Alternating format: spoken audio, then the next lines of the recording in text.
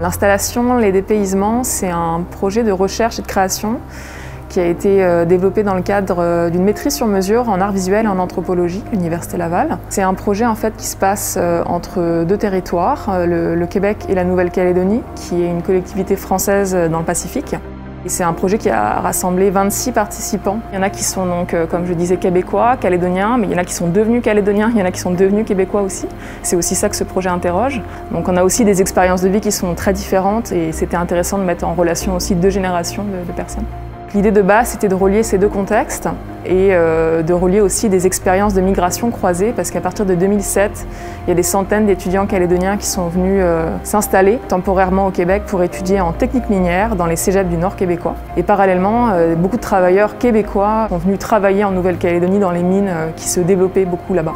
Dans ce projet d'exposition, je m'intéresse plus précisément à deux notions, donc très anthropologiques, qui sont la notion d'appartenance et de chez-soi.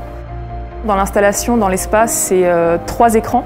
Un écran qui présente un paysage donc, qui est dit par quelqu'un qui l'a pensé, qui l'a imaginé, et un paysage, on va dire, j'appelle ça des paysages imaginaires, d'une personne qui le redit, qui l'écoute. Et de l'autre côté, c'est finalement un triangle. On a cet espace que je vous disais où il y a deux forêts, en fait, une calédonienne et une québécoise, qui introduisent, on va dire, l'idée de la mobilité et de la migration croisée.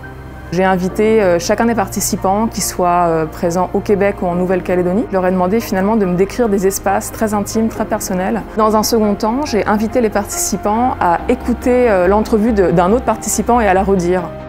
Je viens du Témiscamingue, le mon petit village Notre-Dame-du-Nord.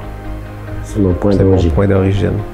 Ma démarche, en fait, elle est d'abord ancrée dans la photographie documentaire et dans le documentaire de création. Je mobilise les arts pour faire finalement une forme d'œuvre anthropologique et ça me permet en fait de dépasser le texte, d'aller, on va dire, susciter une émotion, une sensibilité, du sens autrement.